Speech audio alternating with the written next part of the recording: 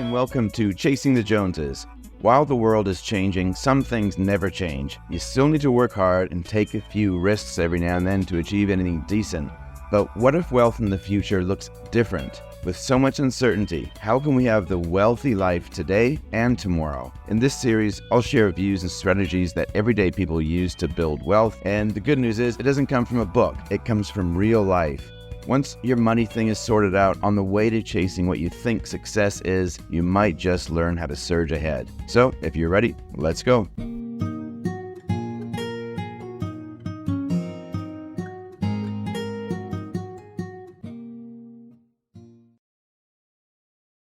Hey everyone, today I am going to continue on the discussion around mortgage strategy for 2024. We can't control where interest rates go. We can't predict where interest rates go. Otherwise, we would predict and we would get amazing discounts off our mortgage because we would always be fixing at the low point and riding through the high times. Now, it's kind of like a continuation of the active versus passive argument when it comes to mortgages.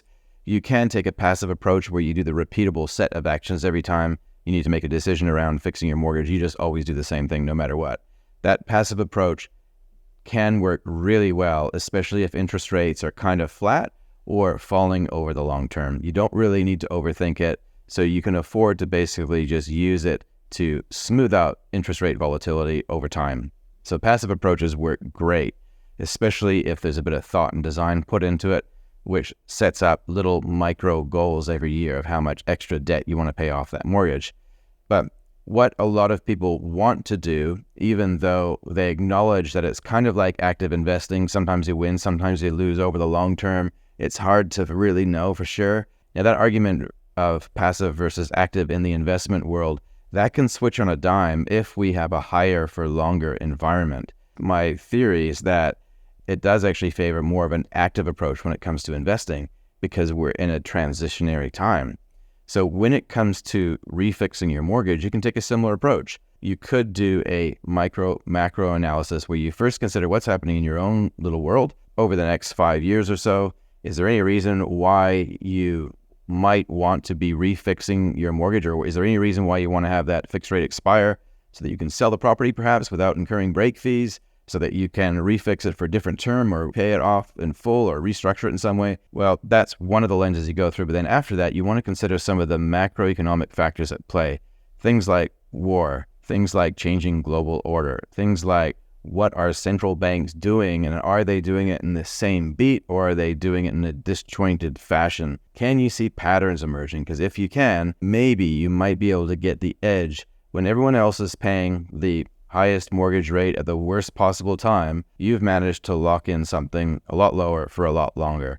Now, I'm not promising that you can do that, but if you use a framework kind of like this micro first, macro second framework, you might be more likely to strike the balance between optimizing your mortgage for opportunity and risk management. So today we're going to be talking about higher for longer or lower for sooner, specifically today, depression versus recession. So what does this have to do with interest rates? Now, if markets go up, then eventually we get rising interest rates, usually because there's a high degree of enthusiasm in the market and people are spending money too much. But what happens if we get really, really low rates? What does that environment look like? Well, that's usually an environment where we need to stimulate growth, stimulate credit creation to create an impulse in the economy. Even though it's artificial, it can sometimes jumpstart something that's died. So when we think about recession versus depression, we kind of just have to be mindful that depressions are very rare and we don't really want to think about them too much because they are, well, it's in the name, right? But a recession, that's kind of normal. That's just volatility. That's just a little bit of a bump on the way there. It's not something that you should be trying to engineer yourself out of all the time. In fact, the more you do, the more it's like that zit that you probably should have popped, ages ago. It just gets worse and worse. That's kind of where we're at right now, is that we were engineered out of what certainly looked like it could have been a recession back in March 2020. And now things are kind of on the edge. When we look overseas in the US banking sector, for example, there's something called the BTFP, I think it's called, the Bank Term Funding Program. That's coming to an end in March. And it was designed that way to come to an end because the assumption was interest rates would have been lower by now, but they're not. And that might cause a little bit of problems, right? I'm not saying it will cause a banking crisis, but that's the kind of thing that happens usually when something more than just a recession is happening, because now we're talking about the system itself, not the world that it's trying to support. Now, a recession is a significant decline in economic activity measured over 6 months. Basically, we're going backwards over a prolonged period of time. That's kind of what a recession means. A recession means falling GDP, which means gross domestic product, which is a measurement of how much the economy produces. I'll talk later on about how some of these metrics, they might not mean the same thing in the future. And so how does that affect things? But more and more people lose their jobs during a recession. So it's a period of time where a lot of layoffs, a lot of people made redundant, and then things kind of get worse. Businesses get shut down. People lose their homes because they can't afford their mortgage payments. And it gets really dark and real bad for a while, right? But it is survivable. That's the good news. It's not like a recession will kill you. It will probably make you stronger. It's a difficult thing to have to go through, especially if there's other things going on as well, like war or famine. What about a depression then? If a recession's an awkward fungal infection, a depression is a life-threatening illness that affects the rest of your life if you survive. It's a recession, but far worse, and it lasts longer than a recession would. Instead of months with a recession, it could be years with a depression. Economic decline, war, that all gets bundled up every 50 years or so as well. So yeah, that's depressing, right? The good news is though, and there is some good news, recessions and depressions can create wealth as well as destroy it. So there can be some really good opportunities if something like this was to happen, but it's not likely going to arrive on your door if you're investing in a way that only works in the absence of a depression. And so this is one of those things that you have to balance as an investor is, do you ignore the occasional negative black swan event, or do you somehow build your portfolio to be able to handle that? It's just like the hull of a boat. Some boats are really made to go on a lake, for example, with little choppy waves. Other boats are optimized to go through deep swells on an open ocean. It's based on how you want to create your portfolio will determine how well you perform in the environment that might come our way.